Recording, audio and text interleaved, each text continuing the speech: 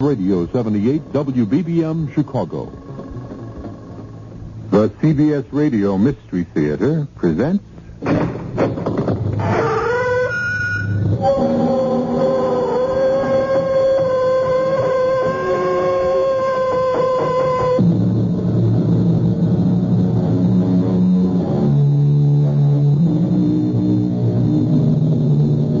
Come in. Welcome. I'm E.G. Marshall. Voodoo is a word to conjure with. And conjure is the right word. Because the high priest of voodooism was called a conjure man. It was he to whom the practitioners of voodoo turned when they wanted spells cast or lifted, enemies punished, or love affairs promoted. As voodoo spread northward from the island of Haiti to the Americas, and particularly to New Orleans, it should be noted that its most powerful conjurers were women. Dambalao, all-powerful one, see your knife, the sacred knife of our ancient gods. See, Dambala, the knife has drawn blood, and you, Dambala, you will now have another soul. Oh, Dambala, look with mercy and kindness upon this servant who will continue to serve you faithfully, now and forever.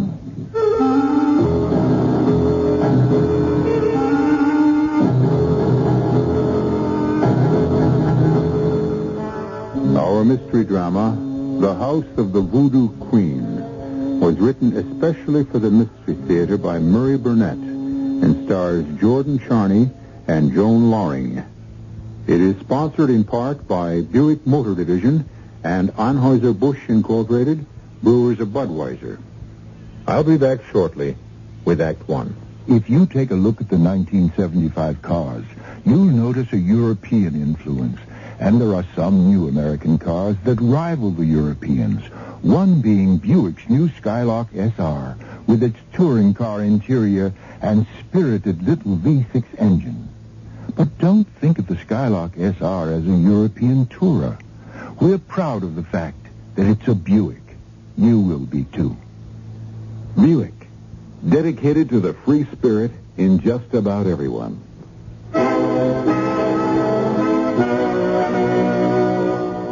In God we trust.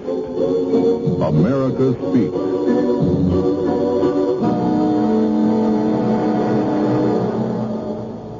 George Washington remarked during the Constitutional Convention, "Let us raise a standard to which the wise and honest can repair. The event is in the hands of God." Presented by the Catholic Communications Foundation.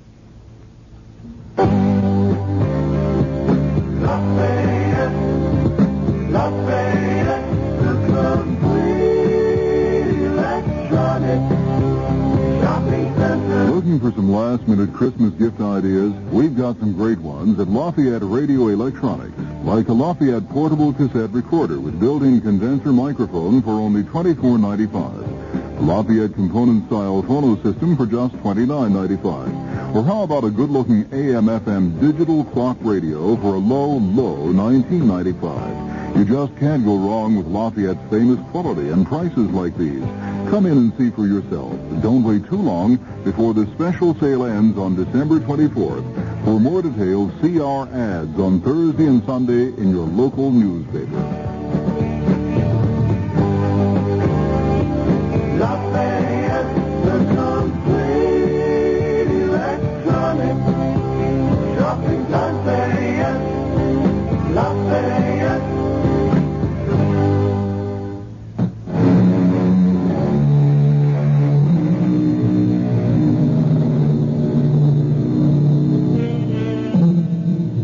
All of us have pictured in our imagination the perfect dream house. The castle in Spain, or the little cottage on the mountaintop overlooking that blue lake in the Green Valley. But few of us are ever fortunate enough to have our dream come true. Douglas and Helen Fenton were two young people who had that good fortune. And as we first meet them, they're having the happy experience of being shown through their perfect house in New Orleans, which they've acquired through the death of an uncle Douglas Fenton never knew existed. And this was used as a music room in the old days. Oh, I can just see it. Can't you, Doug? It's a beautiful room, nice and sunny. I think I have given you a thorough tour of your new home. And unless you have any questions, I should be getting back to the office. I promise you'll be our first dinner guest. Won't he, Doug? Oh, you bet. There are still a lot of questions I have about Uncle Timmy that I'll want answered. I am at your service. Good day, and good luck, and good health. Don't bother, Mr. Fenton. I know the way out. Oh, Doug, I'm so happy. I just love this house. Wait till you see what I do with it. What was that? The movers? Don't be silly, darling. They left hours ago. Remember? Probably something fell. It sounds like something falling.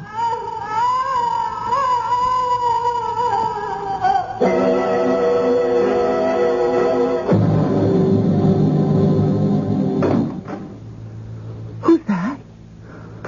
Oh, Doug. I'm so glad you're home. How did it go today, darling? Any better? I really can't tell you, Doug, because I'm so ashamed. But I didn't stay home. I guess I'm just a big coward. Oh, don't be silly.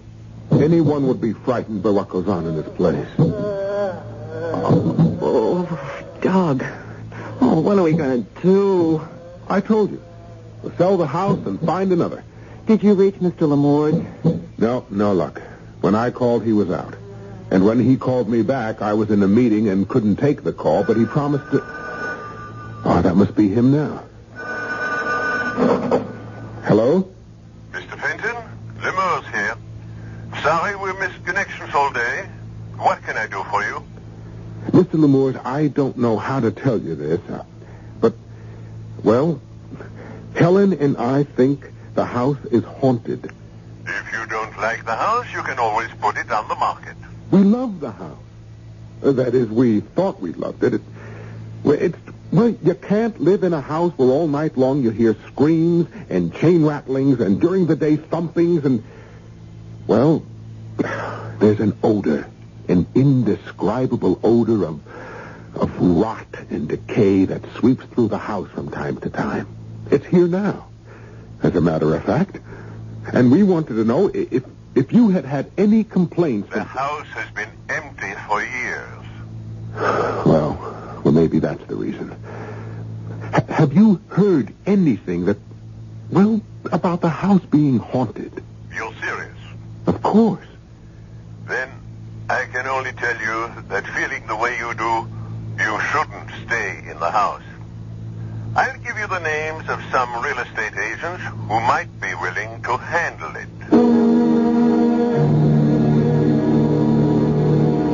Well, have a seat, Mrs. Fenton. Tell me how I can help you.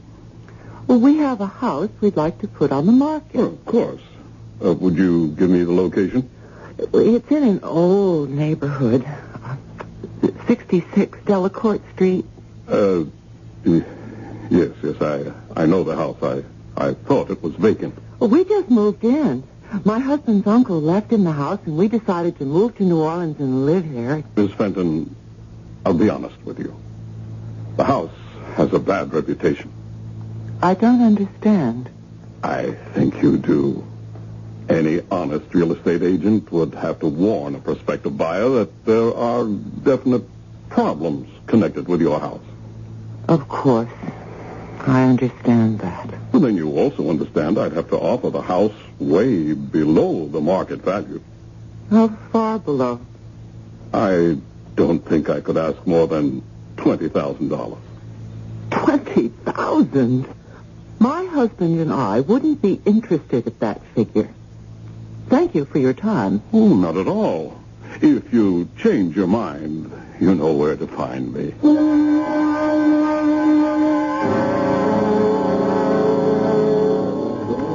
Now, how How can a pretty girl look so unhappy after a dinner like this? When the girl is thinking of going home to a house that scares her and that no real estate agent wants to handle. Relax. Look, we'll put an ad in all the papers and sell it ourselves. You know, it might be better that way. We save a commission. Oh, darling. That's why I love you. You take such a big load off my shoulders and make everything seem so easy. Oh, isn't that what husbands are for? I can think of a few other uses.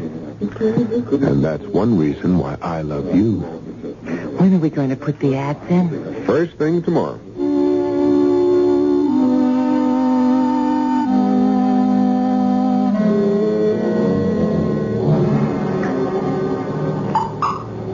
Doug. Wake up. What? Doug. Did you leave our faucet on? What? The water. Don't you hear it? Yes, I hear it. Did you check the bathroom? I was afraid to. Anyway, it certainly doesn't sound as if it's coming from the bathroom. No, it seems to be right over the bed. Oh, I can't stand it, Doug. Can't you do something? I don't know what to... Tell it to go away, whatever it is. Do you think that would work? We should call the police.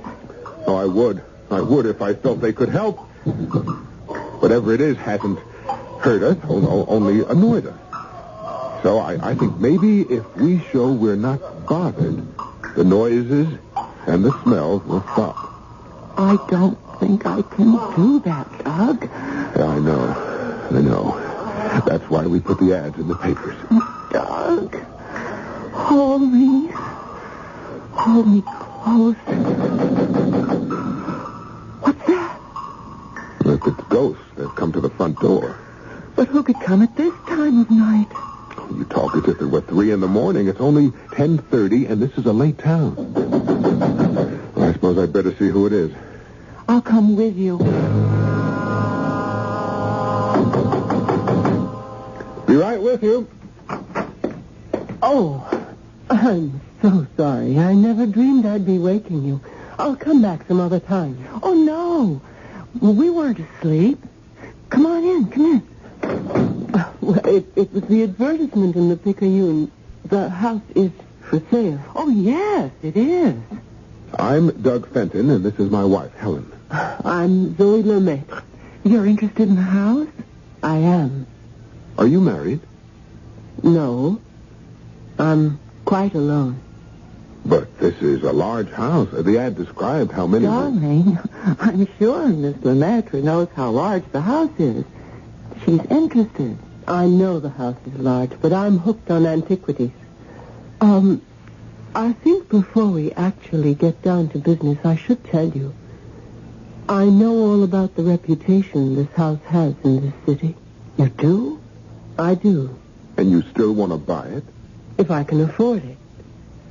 And I think that the only way you're going to dispose of it is to sell it very cheaply.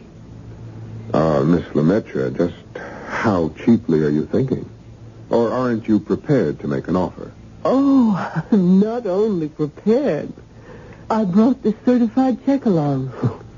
You've made up your mind. Here it is.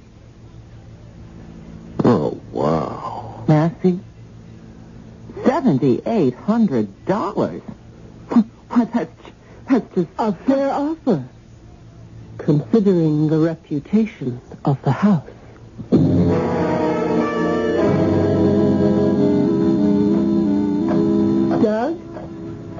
Doug Fenton. Miss Lemaitre? Are you too angry with me to join me in a café suite? It's my wife who's angry. Oh. I never can stay mad at girls as pretty as you. Thank you. Do you find me fascinating, Mr. Fenton? Completely. I trust I have the same effect on you. Oh, it's not you who interests me. It's your house. Why? I can't tell you. Everyone in this town seems to know what's wrong with my house except Helen and me. They know there's something wrong. That's all they know. Oh, and you know more, beautiful Zoe. Ah, yes. Behind those beautiful green eyes lies secret. And your attitude is one reason why I can't tell you. You wouldn't believe me anyway. Try me. All right. The house you're living in doesn't really belong to you. Oh, I have a deed that says it does. That house was stolen from the daughter of Marie Laveau. Marie Laveau? Who's she? The most powerful Bokor in the history of Voodoo. The beautiful black woman who ruled as the Voodoo Queen of New Orleans for half a century. You, Douglas Fenton, are living in the house of the Voodoo Queen.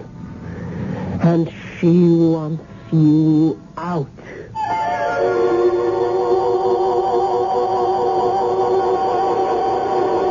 When a landlord wants to evict a tenant, the tenant can always take his case to court. But when the fanciful notion is advanced that the landlord is really a voodoo queen who lived back in the 19th century, that tenant has a problem. I'll be back shortly with a terrifying solution found by Doug Fenton in Act 2. Ever see a beer drinker pour his beer real easy down the side of the glass? Maybe you do it yourself. If so, the Budweiser brewmaster thinks you're missing something, especially if you're a Budweiser drinker. You see, Bud is brewed, so it will kick up a healthy head of foam. Exclusive beechwood aging and natural carbonation make it a lively brew. Well, anyway, pouring Bud plunk down the middle of the glass helps bring out the best in that clean white Budweiser foam and real beer aroma. It also helps you get the full benefit of a taste, smoothness, and drinkability you'll find in no other beer at any price. Remember, brewing beer right does make a difference. Next time, pour that Budweiser right down the middle and see for yourself. Anheuser-Busch, St. Louis. Spencer's just received men's suits from 3 fine Chicago stores. These brands are included: 3G's, Eagle, Petrocelli, Hart, Schaffner, Marks, and Worsted Tex. They are ticketed from $69.95 to $120. We are offering them at $17.99, none or higher. The total garments now at Spencer's is over $6,700, and it includes $39.95 to $120 men's suits, sport coats, simulated leather and man-made fur coats, zip-lined and all-weather coats, heavy parkas and overcoats, worth $39.95 to $120, now only $17.99. None higher. No salesman will raise you up. You cannot pay more than $17.99. Often stores advertise certain items, and when you arrive at the store, you are shown a few at the advertised price and are told that you would be better pleased if you spent twice the amount to take a better garment. At Spencer's, every garment is $17.99. No salesman will raise you up. Spencer's, 322 North Michigan Avenue, Chicago. For suburban stores, phone 263-4700. Sunday, 10 a.m. to 6 p.m., 10 a.m. to 9 p.m. all next week.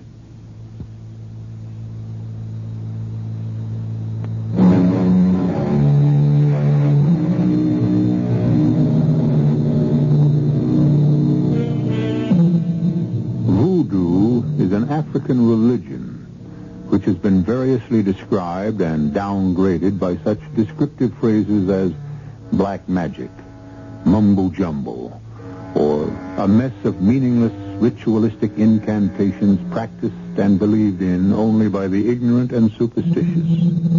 Nevertheless, it survives. Douglas Fenton has been told that voodoo presents a very real and serious threat to his living in a house he inherited in New Orleans. But Douglas Fenton is a skeptic. You're too much, Zoe. Oh? But you must really think I'm the biggest sucker you ever saw if you expect me to sell you a $60,000 house for $7,800 because of some crazy story about a voodoo queen. Wait, where are you going? Before I called you ignorant, Now I know you're a fool. And I don't like fools. Sit down. Go home, Douglas. Go home to your pretty, silly wife. And the two of you can sit and laugh at Marie Laveau. But in the night when your blood runs cold and a nameless terror shakes your bones, remember me. And if you can, remember to call on the cochon gris. And pray they show you mercy. Hey, you think this stuff is for real, don't you? I was born in New Orleans, as were my mother and grandmother. We know the power of the cochon gris. If I apologize, will you sit down? I will sit. But it's useless. You will still disbelieve. Can you blame me? I'm a product of the 20th century. You tell me a pretty wild story and mention things I've never even heard of.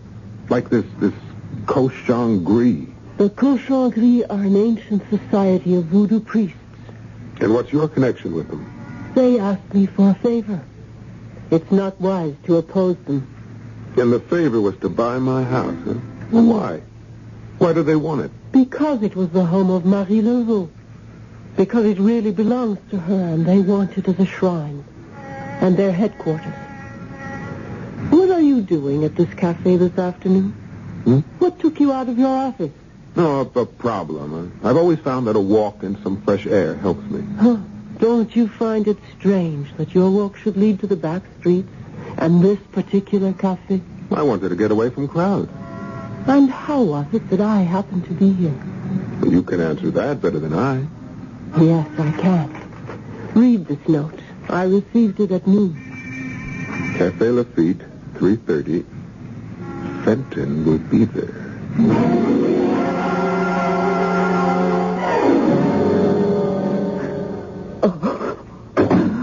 Helen? Helen, darling? Helen, what's the matter? Oh, Doc. Oh, so glad you're home.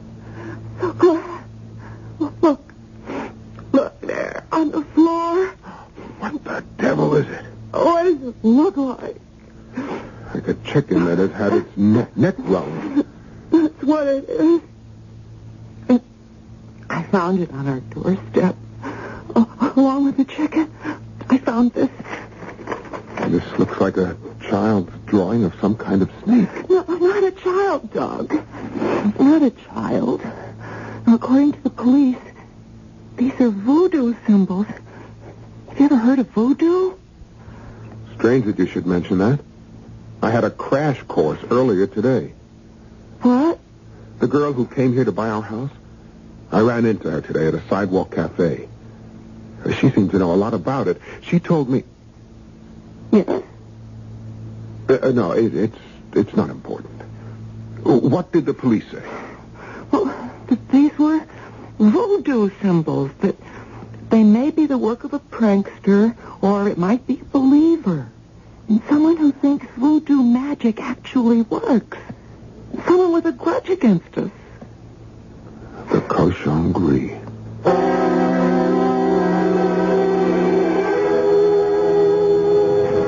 I hoped I'd find you here. Why, Mr. Fenton, what a surprise. Now, look, don't try to put me on.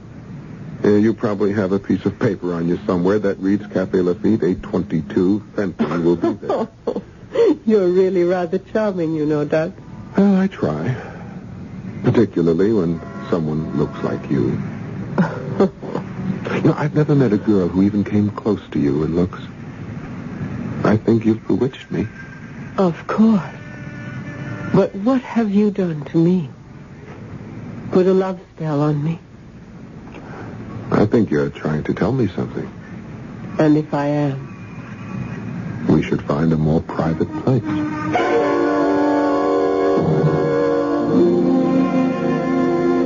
I shouldn't tell you this. Oh, Doug, darling, I never felt like this before in my life. Never with anyone. Oh, you're a beautiful liar. But I love to hear it. I mean it, Doug. Oh, you're an astonishing girl. Really? We've been here for 2 hours, and you've never once mentioned my wife. Oh. Should I have? Let's just say it's unusual. Oh. You're an experienced adulterer. Ouch. Now, why did I bring her name up? I don't know. I do. It's because I'm worried about the things she finds on our doorstep. What sort of things? Well, a chicken with its neck wrung. A piece of cardboard with a crudely drawn snake. Oh, yes, that means something to you, doesn't it? Spells. They're put in or near people's houses for a purpose. And they mean something. Of course. I'm almost afraid to ask. You should be. The chicken with its neck wrung means death. Helen? Helen, are you all right? Yes, Doug, darling, I'm fine. Oh. Well, how was today, huh? I mean, Well, if you mean, were there any other little presents left on our doorstep? No. Well, that's good news. Maybe they've stopped. I won't complain. After all, you're home early tonight. What does that mean? Oh, nothing, really. It's just that you've been working so late at the office so often, and I realize that I'm not as attractive as I used to be, and also I guess I'm not much Yeah, I fun. hate to hear you talk like And I that. hate to talk like that. Maybe I wouldn't if... If what? I know how attractive you are, and there are a lot of beautiful women in the world, and... Oh, please, this isn't necessary, Helen. I'm afraid it's very necessary. Will you stop seeing Zoe Lemaitre?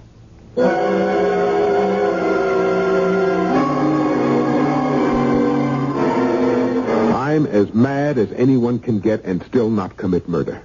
It's your associates. Those voodoo priests you tell me are called the cochon gris. They're not my associates. Sometimes they ask me to do favors for them, and I know it's not wise to refuse. Oh, they must really be grateful to you. They've rewarded you by telling Helen every time we met. Oh. Now tell them to lay off. I won't. You won't? What do you want to do, break us up? You know better than that, Doug. It's just that I don't want to make a fool of myself. If I go to the cochon gris with this request, they will simply tell me what I've been telling you all along. If you wanted to stop, sell the house. We would, gladly, if we could get anywhere near what it's worth. What is it worth, really, Doug? You can't find a buyer who'll even make an offer except the cochon gris. And they think they're being very generous. I won't be taken. You inherited the house. Whatever you get is pure profit. You really don't understand, do you? I know that if you won't sell, then Helen will have to suffer. Not if I stop seeing you. That would be your choice. And I'm making it. Right now. If you can let me walk away rather than ask a simple favor of people who owe you, then I'll walk. Goodbye, my love.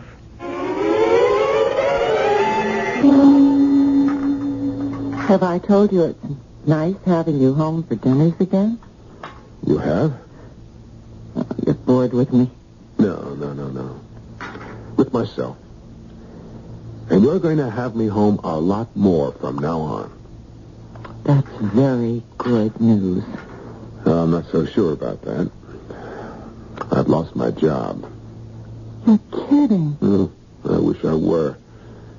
But they called me in yesterday with all sorts of excuses about cutbacks and economies and... Well, I'm out. I was the last man in, and now I'm the first man out. Let's sell the house and get out of New Orleans.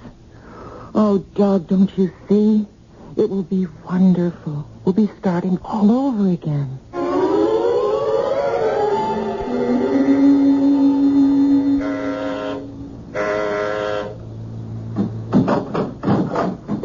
I'm back. So I see. happened to your key? I threw it away so I wouldn't be tempted to use it. But I couldn't stay away. I'm glad. Did you miss me? Oh, Doug. Oh, Zoe. Zoe, my love, my darling.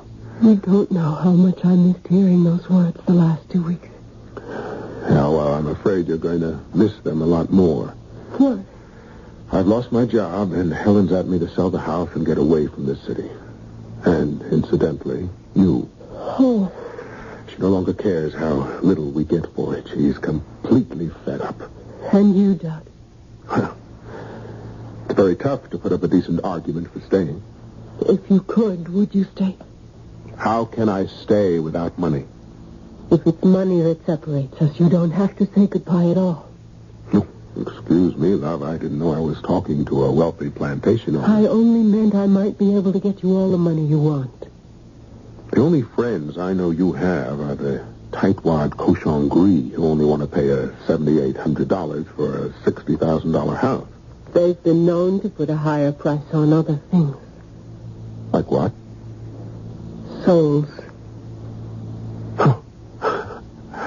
You know, you're really too much with that voodoo business. If there were anything to it, which you know I don't believe for a minute, I'd have to be crazy to be willing to sell my soul. I didn't mention your soul, did I? I can't sell what I don't own, and as far as I know, I only have one soul. There are others you can pledge. Other souls you can speak for. Would you care to put a name to that soul? Anyone near and dear to you. Like Helen. She would be one. Oh, I don't know whether to laugh or just walk out of here. I'd never hurt you. Tell me, just what kind of a man do you think I am? A man I can love. Love? That word sounds very strange on your lips.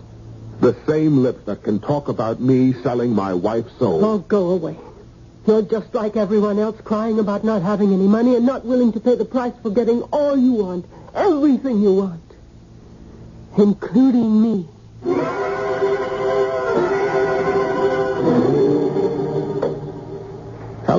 Helen, what are you doing? Packing. You can't seem to make up your mind, so I'm making it up for you. I told Mr. Vincent, the real estate agent, to take whatever he can for the house, and we're getting out. Tonight.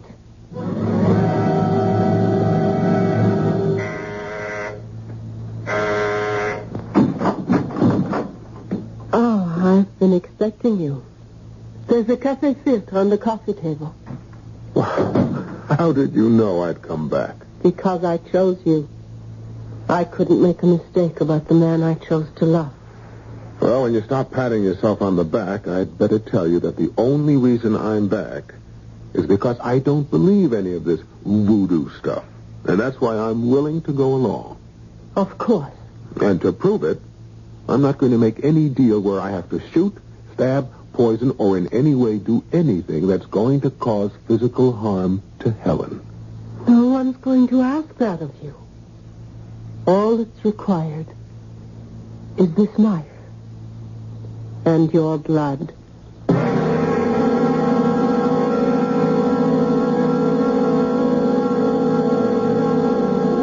If you're in love with a beautiful girl who practices voodoo and believes that a drop of your blood drawn from you by a sacred knife will bring you luck, why not? And from there, it's just a short step to making deals about souls. Yours, and even others. Because after all, it doesn't really work. Or does it? I'll be back in a moment with Act 3. When you buy a mid-sized car, you expect certain things from it. Mainly, a reasonable combination of comfort and economy. Well, friend, Buick has a mid-size to meet your expectations. The 1975 Century Regal. It's a joy to look at, a joy to ride in, and Buick's new V6 engine makes it a joy to drive, especially past gas stations. Buick Century Regal, dedicated to the free spirit in just about everyone. The blue whale is the biggest animal that ever lived. Bigger than 2 dinosaurs, heavier than 25 elephants. Today it's nearly extinct after years of relentless commercial hunting. Now other whales are in danger. For what? Some rare vitamin? Some precious serum? No. For margarine, pet food, shoe polish. What a way to go. Help save the whales we have left. Write National Audubon Society, 953rd Avenue, New York, New York. Did you know that more children die from being hit by automobiles than from any other cause? 10,000 pedestrians and cyclists are killed, and another 500,000 are injured in our country every year. And most of these casualties happen to children, especially after dark. There is something to keep your children safer after dark. A safety kit of hot dots, reflective stick-ons that give off a blast of light. Drivers can see them from 600 feet away. Protect your children at night and on dark school mornings. Stick hot dots on bicycles, clothing, books, lunch boxes. Get your hot dots kit free at Northwest Federal Savings, 1 block west of Cicero Avenue on Irving Park Road, or in Des Plaines on Dempster Street, just east of the Tri-State Tollway. But hurry, our supply is limited. A message from Northwest Federal Savings to help keep your children safer after dark. This is WBBM, Chicago News Radio 78.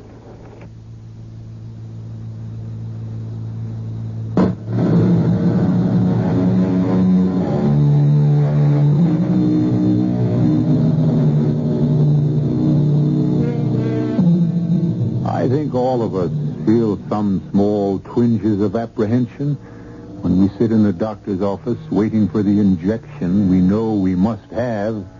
But how do you describe the feelings of a young man sitting opposite a girl he adores, who is wielding a ceremonial knife preparatory to drawing some blood? Zoe, my love, you're beautiful and an enchantress. But somehow you look different with that knife in your hand. May I see it? Be careful. It's very sharp. And heavy. It's pure gold. I don't suppose you could use something smaller than this. It really looks lethal. I could use a lot of different things, but then this paper would be meaningless.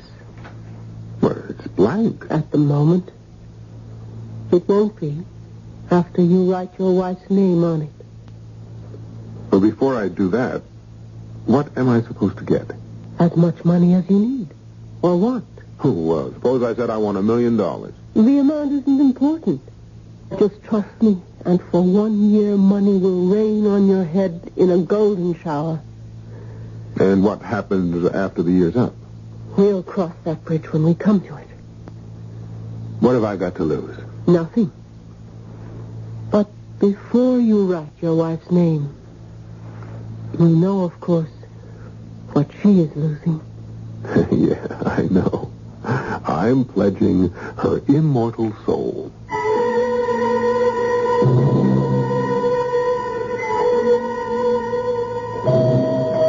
How is she, Doctor? I'm afraid I don't have very good news for you, Mr. Fenton. Haven't you found out yet what's wrong? The tests are inconclusive, and none of the medication we've been giving her seems to be able to help. Well, what is it? Is it a bug or a virus? We just don't know. She's been asking for you. Helen? Helen? I'm here. Oh, Doc. You didn't have any trouble getting away from the office? I keep telling you, darling, I'm my own boss now. And if things keep going the way they are, I may even turn out to be a tycoon. I'm dying, Doc. Now, Helen, please, now, you mustn't even... It's all right. You mustn't feel badly. The way things went since we came to New Orleans, I'm beginning to think that death might be the best thing for me. Helen, I don't want you to talk that way. Doc, I want you to promise me one thing. Just one thing, please. Anything. When I die... Please, now, will you stop talking about dying? Please, Doc, listen to me. You must get out of that house. Get rid of it. Promise me, Doug. You'll never set foot again in that horrible house. Oh, delicious. I do adore champagne. Well, when are we going to make it all legal? You mean with a wedding and everything like that? Oh, and what a wedding. What a reception. And what a honeymoon. The biggest, most expensive... Helen's been dead only 3 months. Not a very long period of mourning. Who says? A lot of people. Nasty, gossipy people. Dull, stodgy people. Who cares about them? Or what they say to your business associates. What can they say? That you became very rich very suddenly, that your wife died mysteriously, that I'm a witch, and that perhaps people should be careful about doing business with you. No, yes. I'd almost forgotten. It's all because of that voodoo group you fool around with, You'll have to admit that everything happened after we went through the ceremony they told me to perform. Right. I'll admit that first sugar deal on the commodities market was luck. But after that, give me a little credit. I got smart about commodities. And now I know what I'm doing. So, when do we get married, Why is marriage so important to you? You wouldn't be stalling me, would you, my love? Don't be silly, Doug. Shouldn't you wait and see when your 1-year contract is up that your luck doesn't change?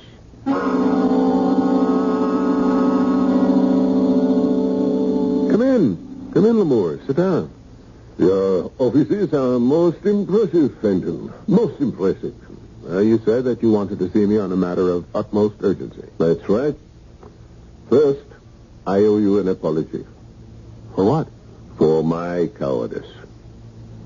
I don't know what you're talking about. The facts about your uncle's house, which I knew and withheld from you deliberately. No. Forget it. I'm out of the house, and you have nothing to reproach yourself for. I had heard you sold the house, and I also know the price. That suggested to me that you still had your reasons for it. I just didn't want the trouble of looking around for buyers. I grabbed the first offer I got. From Miss Lemaitre?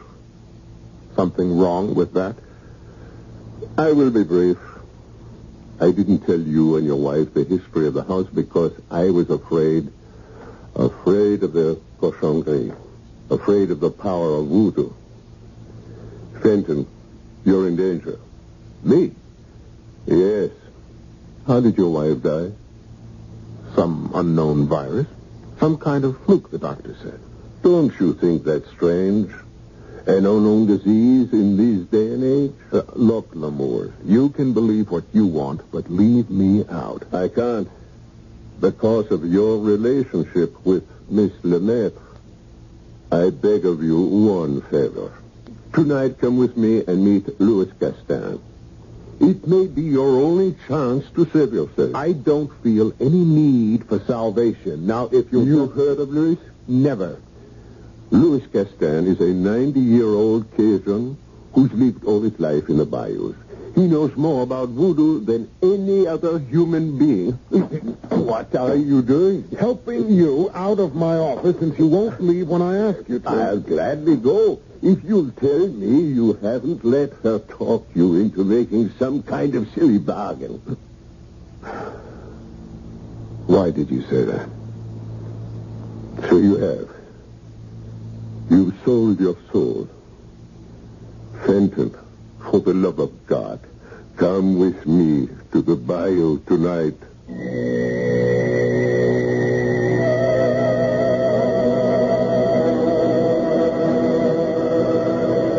Louis, this is Douglas Fenton. I hope we meet in time, no? I'm here only because Mr. Lamour's practically kidnapped me. Mr. Lamour has lived in Louisiana a long time. He knows much about voodoo and Cajuns. All right. What do you have to tell me? First, you tell me what you have done with the Bokor. What the devil is a Bokor? A very bad person. One who knows the darkest secrets of voodoo and uses them for evil ends. one who is pledged to Dambala Udeo, the great snake god. This all sounds like something out of the Middle Ages. No, Mr. Fenton, it is much older than that. Have you ever seen a knife like this? Maybe. I don't know. I've seen a lot of knives. But one like this you would remember, no?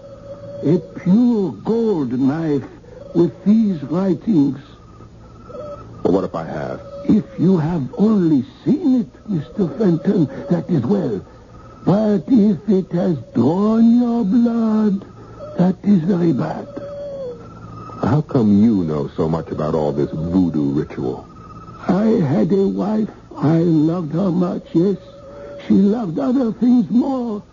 She sold my soul, Mr. Fenton, sold my soul to Dambala Udeo. I found her just in time, and I defeated her. And her Boko. But I paid a price. I cannot use my limbs. You see, Mr. Fenton, I must sit here until the end. But Dambala Udeo and I, we will fight, you understand? And that's why you brought me here, Lamont, huh? Because you think I've fallen somehow under the spell of... The Boko Zoe Lemaitre. We are going to be married. When? We haven't set the date, but she has agreed to marry me. She will not marry you. If, as I believe, she is Boko, she will want to destroy you and take your soul. She will never marry.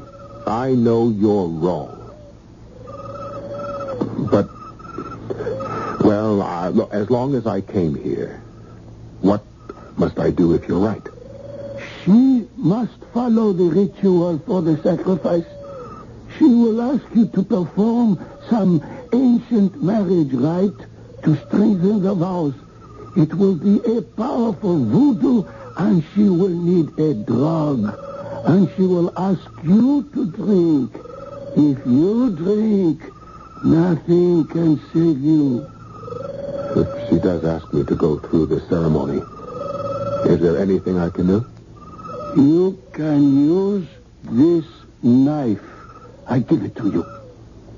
The gold knife. It is easily concealed in your clothing, as you see. And you will use it. But I thought you said that this knife could only be used by a Bokor. Oh, on a Bokor. Where were you last night, my love? You're not the only one who's jealous, you know. You never have to worry about me. You should know by now that I'm yours, my love, for life. Zoe, are we going to get married? Of course. When? Whenever you like. You mean that? You really mean that? You set the date. Today? Oh, really, Doc? You've got to give a girl a chance to get ready. All right. Well, how about Saturday? Saturday. Saturday sounds lovely.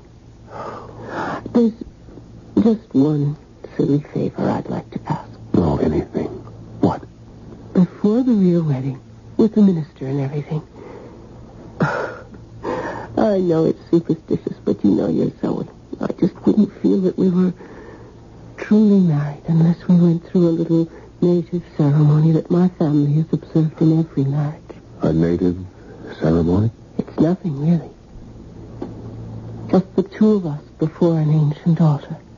I know you'll think it's nonsense, but it means so much to me. So much that I don't think I can marry you unless you go through with it.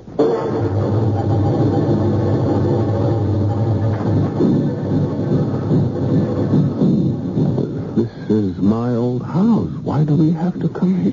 Don't ask so many questions. Just pretend we're playing some childish game. It will seem that way to you, Doug, but to me it's... well, the way we've always done things. What's that? The altar. But that statue, it's every marriage. Zoe, please. You know I don't believe all this. Oh. Maybe you're used to the darkness and the candles and the drums, but... Here. Drink this and you'll feel better. What's that? A little ceremonial wine, darling. It was left on the altar for us. Drink it. Do you really want me to drink from that goblet? Yes. You insist? Darling, it's the only way. You will drink from me. If you come into my arms and hold the goblet to my lips. Now who's acting childish? It's the only way. All right. Here, drink. But that, you're holding me too tight. Down. The knife. No. Dumbo, help me.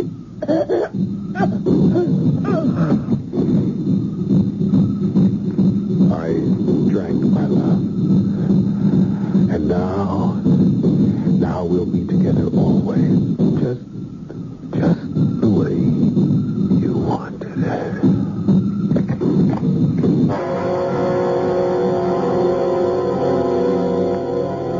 A friend of mine told me the story of an investigative reporter who penetrated some real voodoo ceremonies and photographed the strictly forbidden rites. The pictures somehow were ruined in development, and the journalist developed an unfortunate tic.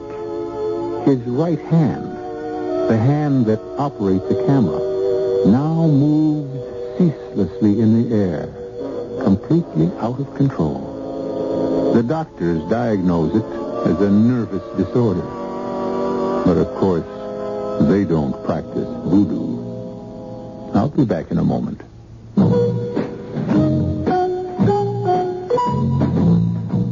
Hi, dear. I'm home. Will the defendant please rise? Now, wait a minute. I'm sorry I'm a little late, but How do you plead? Guilty or not guilty? I worked late, and the traffic was heavy, and I stopped for a drink at Rocky's. The accused is charged with breach of promise and willful negligence. Okay, so it's 7:15, but you have to make a big federal case out of it. The defendant is found guilty as charged.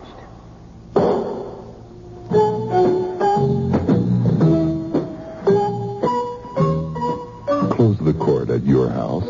Cancel the trials. Stop appointing each other as both judge and jury. Hear where the other is and work through the hassles together.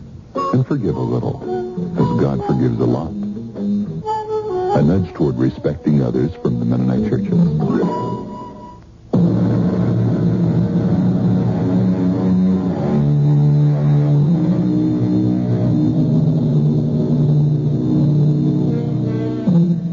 It's amazing how many of us invest inanimate objects with supernatural powers.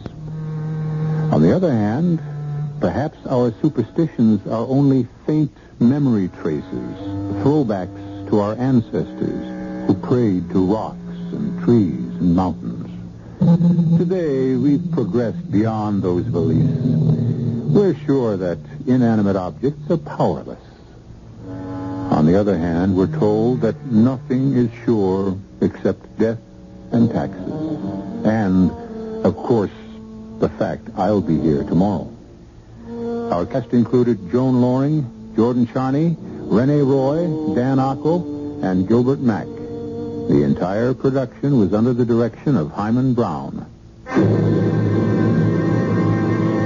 And now, a preview of our next tale. After last night and today, I'm taking no chances.